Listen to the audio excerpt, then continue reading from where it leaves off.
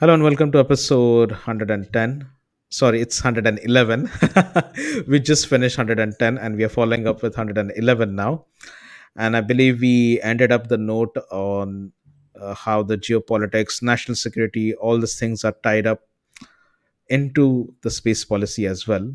And I believe we'll be now taking off from Earth and a little bit going towards the exploration side as well with the space policy.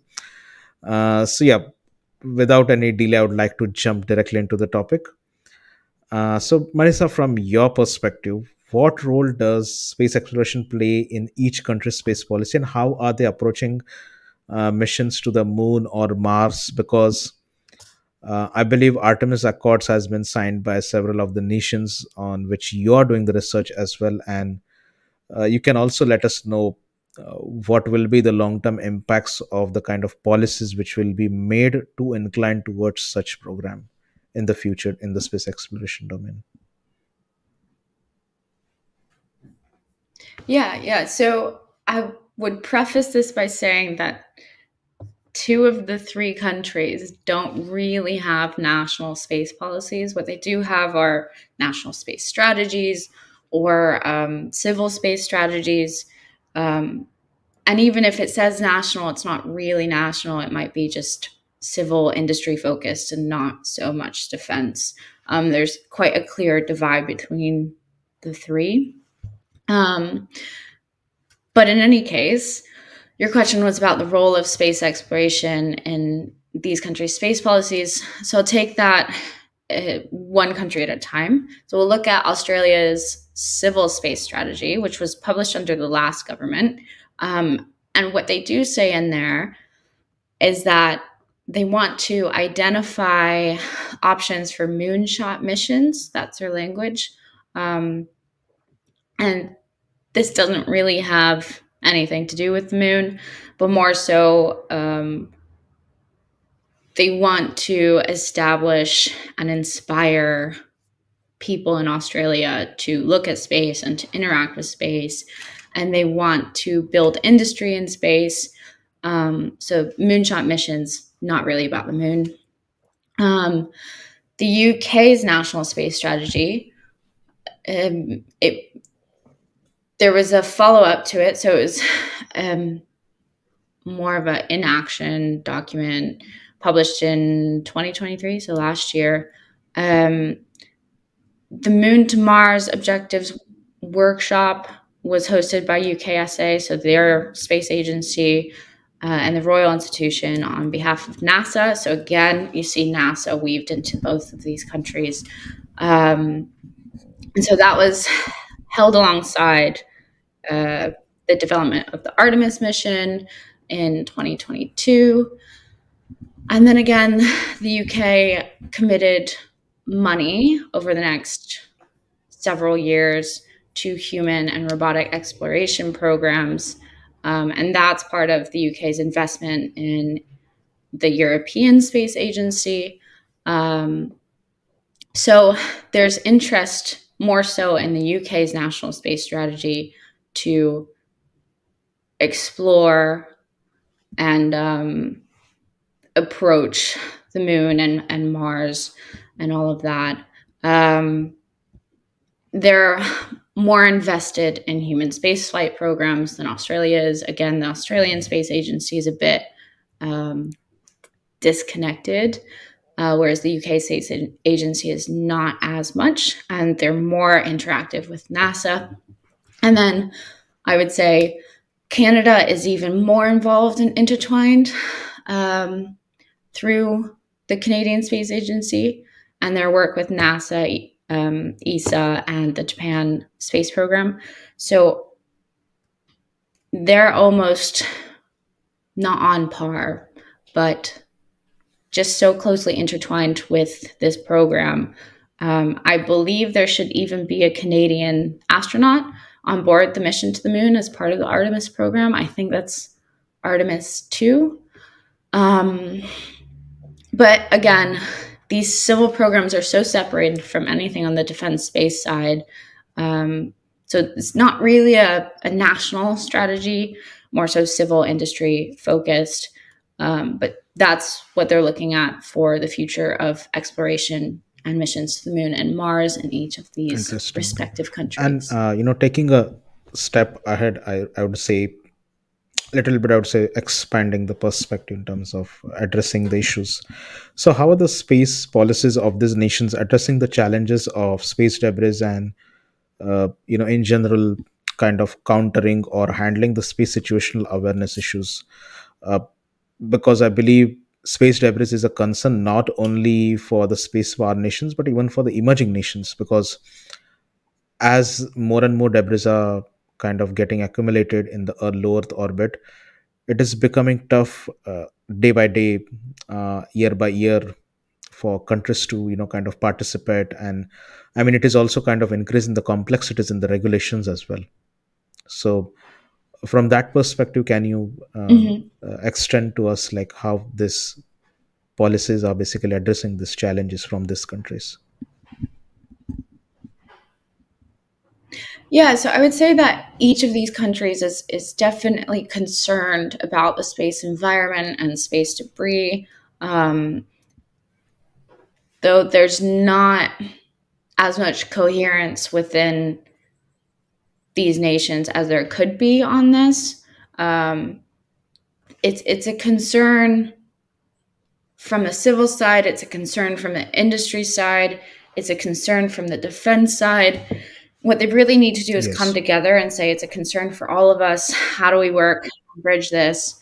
And so, as I mentioned earlier, these countries are all involved in various degrees with UN COPUOS. Um, it affects every nation. This problem affects every nation, not just one. But again, going back to your first question, Yes. your very first question in the first episode, um, there is concern about Russia and China, and this is very well known.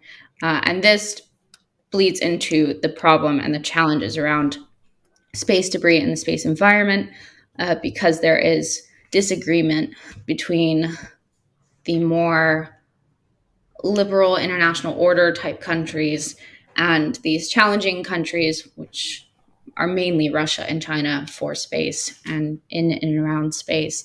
Um, so while it's a concern for every nation all across the world, um, there's not so much of a pathway right now to build a bridge to solve this problem. Again, there's the working groups or working group if it gets combined. Um, but their national domestic policies don't address this in a coherent way. So, how can the world address this in a coherent way if even within these countries they're not really addressing it together, Absolutely. if that makes And sense? I would say, uh, because you mentioned about the public segment as well, so what is the role of public private partnership in the space sectors of these countries?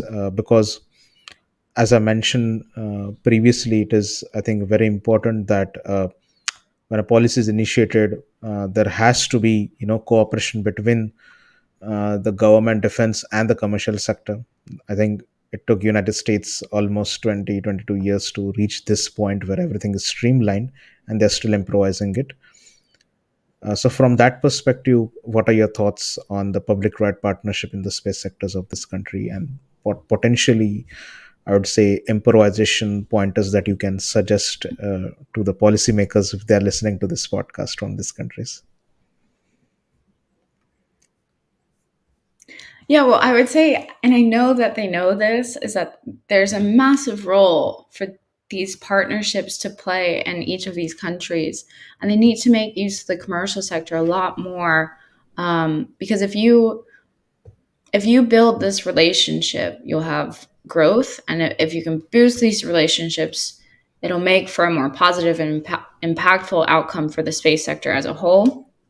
So what they really need to focus on is fostering these relationships, not just at the start, but through. Because what I've seen and heard from a lot of industry in these various countries is that they get initial support and then they get left behind. Um, or they get sucked up into a bigger enterprise rather than staying an SME. So these governments know that they need to work with industry. But again, as we all probably know, the procurement cycle is just a Yes. mess. It's very lengthy, very messy. There's this whole problem in Canada in particular, about classification. So, in order to qualify for a project in Canada, you have to have a certain level Yes. of clearance, but you can't get that level of clearance unless you have already like begun work on that project. You can't start work on that project until you get that clearance. And so it's this vicious cycle of, okay, well, we want to apply for this project, but we don't have the clearance. But how do we know how to get the clearance? And it's they're stuck in limbo in Canada and Canadian industry. And I've spoken to people in the government that know this is an issue, but don't necessarily know how to fix it. So it will take many years. And like you said, the US took many, many years to figure this out. Um, and these countries are smaller. Yes. So hopefully it should take less Absolutely. time. And I think, yeah, I'm coming to that point of defense, I would say, when it comes to streamlining the cooperation. So, how space technology has been integrated into defense and security strategies across these three countries? Because I believe space as a whole, its biggest consumer all time since the beginning has been military. So, it is very important that I think you have this, I would say, part of the segment very much streamlined in the defense sector. So, from that perspective, what are your thoughts into this segment? How the defense and security strategies are integrated across this policy segment of these countries? Yeah, good question. I would say that each of these countries is facing different procurement issues. And they might actually be able to solve them a bit better if they work together because they have such similar setups. Um, I don't think it's a case of emulating the US, as I mentioned at the very, very beginning of the last episode. But I think these middle powers need to realize that they're not alone. They have allies, and they know that they have allies, but they don't necessarily use these alliances um, in a non, or let's say they don't use these alliances to their advantage as much as they could. UK could be talking to Canada about, okay, how do you solve this problem? Do you have this problem? Canada could be asking Australia, okay, what do you do about this? Um, they all have different industries within these countries that could work together, but more often than not, it's the US industry that comes in and helps them along. Or that leads. So JP 9102 in Australia, it was led by Lockheed Martin, but it had different Australian companies that were part of that consortium. But to go back to your question, I think the defense and security industries are being integrated into the space sector, but not to the level that is satisfactory to either the government or to industry. And I'm not really sure how they can fix this other than talking to each other and listening and learning and just trying to have that conversation and cohere those problems and solve with meaningful action Absolutely. rather Yeah, I than just think I words. agree with this fact. Actions are more needed than just talking, I think. I've been observing this with a lot of space conferences where, I Mhm. think there have been just a lot of discussions, but less of an action pointers, which are not actually coming out.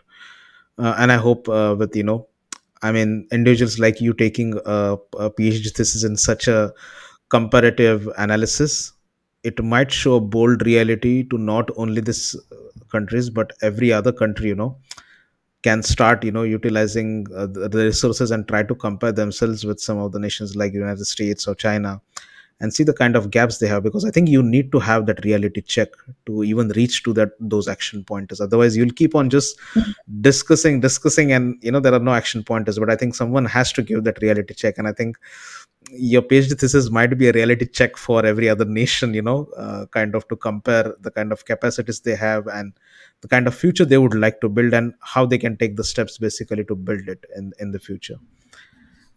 Yeah. And I think Yeah. with this, I think we are reaching the final part of the episode. So I think, yeah, to sum up completely, I would like to ask you from your perspective. I mean, please feel free to answer it the way you want this final question. So, what are the next major milestones for the space policies of Australia, Canada, and the UK, and how will they impact the overall global space governance? I mean, I can understand the influence of these countries is much smaller as compared to United States, Russia, or China in terms of space policies. But I believe anything is possible, because in robotics of managing the robotics on the International Space Station, it's only Canada who has been doing it. And we have seen that Japan is one of the Mhm. prime nations in robotics, but in space, the tables were turned by Canada. So I believe anything can happen. The space policies of these nations in the future can impact on a global scale some of the governance in the world. So, from your perspective and the kind of research that you have done or you're doing, uh, what are the major milestones that you see in the future, and how it will basically impact the overall industry? Yeah, well, I think to your last point, it's really important for these middle powers to realize that they do have Yes, a voice, they do have power, especially when it comes to uh, collective ideas or collective strength. And I think they need to use that a lot more, because it shouldn't just yes, be the US and China and Russia dictating what happens. There's a lot more middle powers who should have a lot more say. Uh, and they don't just have to stick to the status quo. But of course, it's so easy for me to say that and yes, say, get out of line, try to do something else. Whereas the reality of our international system is that they're not going to do that. Um, so they need to find different ways to do that quietly. And I would say that starts with having, at least in Australia and Canada, having a comprehensive and coherent and efficient national space policy. They need something that brings yes, everything together in order to look towards the future. And right now, they just don't have that. And I think the UK has more of that than Australia and Canada. yes, But again, the UK needs to start acting. They can talk all they want, but unless they start doing, the it's everything's just going to stay the same, right? So, um, just on a final point, I would say that these countries need to start speaking to each other, and maybe also outside of the Anglosphere. They don't have to stick to the Anglosphere, but if you want a national space policy that works and is comprehensive, you need to speak to other nations, but also inside your own. You need to bring civil and defense more coherently together. You need to bring industry into defense, industry into civil, yes, just all around. Let's bring it all together and see what can happen. Because I think if that happens, if someone is able to successfully do that, they'll have a very, very successful space sector and thriving space industry. that will be Absolutely. hard to Yeah, knock I back. hope there are more of an action pointers as you mentioned, and these people need to realize. I mean, I think every other nation has a voice in the space industry, especially the ones who have even started just now are emerging. But as you mentioned, that some of these nations fail to realize that they actually have a voice, and the voice can make a difference. But yeah, I hope things change in the future, and these countries might serve even as an inspiration for smaller or middle powers to kind of shift the gears and come to a point where they can serve as a kind of a benchmark for other countries to take inspiration and proceed ahead, just the way I think US is serving as a benchmark at the moment for several nations to bring together all the resources, create a Mhm. cooperation between commercial and the defense enterprises.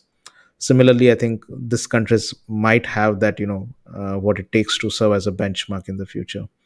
So yeah, thank you very much, Marissa, again for these Mhm. wonderful insights, and I hope in the future we might record few more episodes because this was a really interesting conversation. I think there have been several of the questions which have popped up during this episode, especially the interference of geopolitics in space policy. I think that's a very interesting topic to discuss. Mhm. It basically will showcase how the external factors basically affect the inside of the space industry movements. And I believe we have started to see it since Russia Ukraine war, how things might change and how it might affect Mhm. I think the it was OneWeb app back then. Now it is OneWeb Eutelsat, the UK based company, whose satellites were blocked by Russia because they were using the Soyuz launcher. And yeah, I believe maybe in future we'll extend the conversation regarding how the geopolitics affects or interferes in space policy.